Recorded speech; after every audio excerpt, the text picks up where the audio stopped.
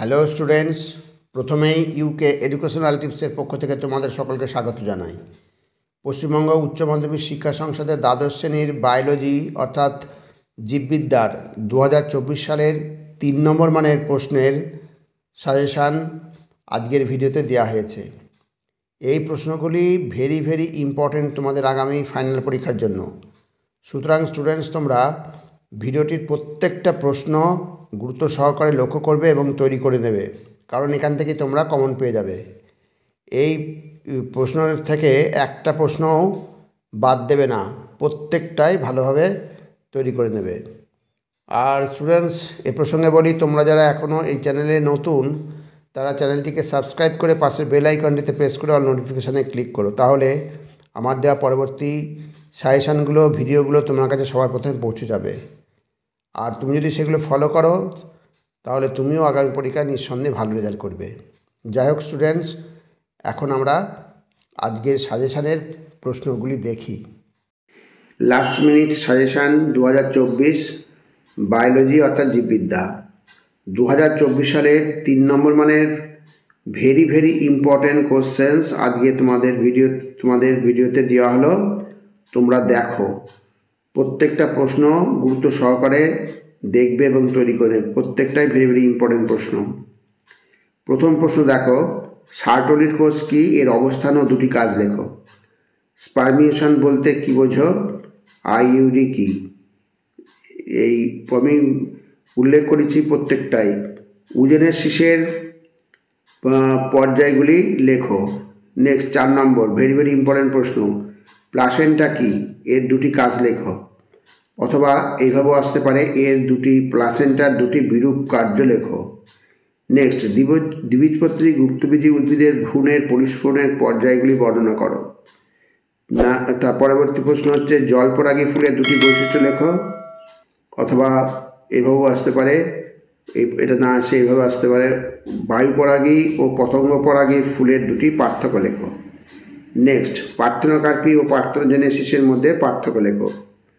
8 নম্বর প্রশ্ন দেখো, সপুষ্পক উদ্ভিদের ইতর পরাগযোগের কৌশল বর্ণনা করো। আর 9 নম্বর প্রশ্নটা তো খুবই ইম্পর্ট্যান্ট, খুব ভালো করে করবে। অ্যামনিওসেন্টেসিস কি, এর তাৎপর্য উল্লেখ করো। আর হচ্ছে অ্যামনিওসেন্টেসিসের অপব্যবহার লেখো। এবার নেক্সট দেখো, ট্রান্সলেশন প্রক্রিয়ার প্রারম্ভিক দশাটি বর্ণনা করো। ভেরি ইম্পর্টেন্ট প্রশ্ন। এই mRNA, tRNA এবং rRNA এর কাজগুলি এটা একদম বাদ দেবে না, এটা আগে করে রাখবে। বংশগতি ক্রোমোজোম তত্ত্বটি বর্ণনা, প্রতিটা প্রশ্নই ভেরি ইম্পর্টেন্ট। নিউক্লিওজোমের গঠন বর্ণনা করো। মৌমাছির লিঙ্গ নির্ধারণ পদ্ধতিটি লেখো। খুবই ইম্পর্টেন্ট প্রশ্ন। আর এটা যদি না আসে, তাহলে পাখির লিঙ্গ নির্ধারণ পদ্ধতিটি লেখো। এই মৌমাছির লিঙ্গ নির্ধারণটা খুব ভালো করে তৈরি করে রাখবে। এইবার 6 নম্বর দেখো, উদাহরণসহ সহপ্রকটতা ব্যাখ্যা করো। অথবা এভাবে আসতে পারে, অসম্পূর্ণ প্রকটতা ও সহপ্রকটতার মধ্যে পার্থক্য লেখো। নেক্সট মানুষের লিঙ্গ নির্ধারণে SRY জিনের ভূমিকা কী। নেক্সট যে বারবারি কি, একটি অটোজমীয় বংশগত রোগের উদাহরণ দাও, এর কারণ কি। পরবর্তী প্রশ্ন হচ্ছে ল্যাক অপরণের গঠন সংক্ষেপে বর্ণনা করো। তারপরে DNA ফিঙ্গারপ্রিন্টিংয়ের ধাপগুলি লেখো। নেক্সট হচ্ছে আণবিক জীববিদ্যায় সেন্ট্রাল ডগমা বলতে কী বোঝো, খুব ভালো করে করবে। আর জিনপুল বলতে কী বোঝো, ছোটো প্রশ্ন হলেও এর সঙ্গে জুড়ে দিয়ে 3 নম্বর মানে করে দেবে। জিনপুল বলতে কী বোঝো, জিন ফ্রিকোয়েন্সি কাকে বলে। নেক্সট হার্ডি-উইনবার্গের মূলনীতিটাই বিবৃত করো, বা হার্ডি-উইনবার্গ মূলনীতির তাৎপর্য উল্লেখ করো। ভেরি ইম্পর্টেন্ট প্রশ্ন। আর একটা ভেরি ইম্পর্টেন্ট প্রশ্ন হচ্ছে বিবর্তনের যে কোনো 3 প্রকার আণবিক প্রমাণ উদাহরণ সহ উল্লেখ করো। খুব সুন্দর করে এটা তৈরি করে রাখবে। নেক্সট হিউম্যান জিনোম প্রজেক্ট কাকে বলে, এর উপকারিতা কী। জেনেটিক করে 3টি বৈশিষ্ট্য, খুব ইম্পর্টেন্ট প্রশ্ন। এটা 3 নম্বরেও আসতে পারে, আবার 5 নম্বরে যুক্ত করে আসতে পারে। অভিযানগত বিচ্ছুরণ বলতে কী বোঝো, এটাও তাই, 2ও আসতে পারে, 3ও আসতে পারে, আর 5-এ কোনো একটা প্রশ্নের সঙ্গে যুক্তভাবে আসতে পারে। আর স্টুডেন্টস, একটা কথা বলি, তোমরা এখনও অনেকেই ওই 5 নম্বর মানে যে প্রশ্নের সাজেশনটা দিচ্ছে অনেকে পাওনি বা দেখোনি, তা কমেন্টসে আমাকে কমেন্ট বক্সে লিখে জানিয়েছে, কিন্তু তোমরা আমি সেই জন্য স্মরণ করিয়ে দিচ্ছি। 2 নম্বর এবং 5 নম্বর মানের প্রশ্নের ভিডিওটি তোমরা অবশ্যই তৈরি করে নেবে। ওখানে বহু সুন্দর সুন্দর প্রশ্ন আছে যেগুলি তোমাদের এই 2024 সালে আসার মতো। এই ভিডিওর ডেসক্রিপশন বক্সে লিঙ্ক দেওয়া থাকবে, তোমরা ওখান থেকে দেখে নিও অথবা প্লেলিস্ট থেকে দেখে নিতে পারো।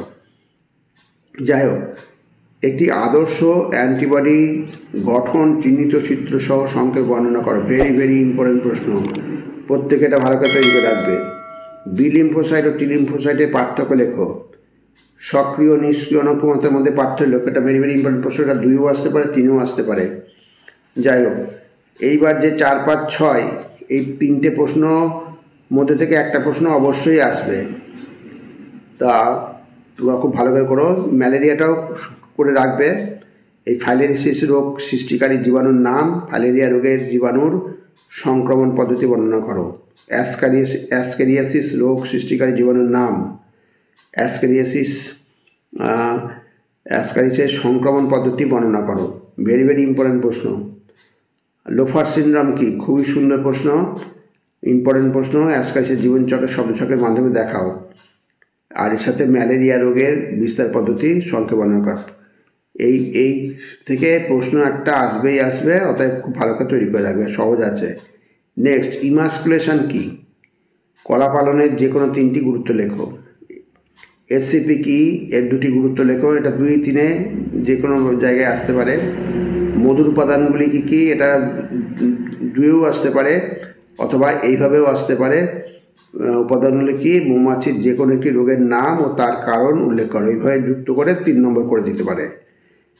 পোলট্রি পাখির একটি ব্যাকটেরিয়া ঘটিত রোগের নাম লেখো। এটির প্রধান উপসর্গ ও নিয়ন্ত্রণ উল্লেখ করো।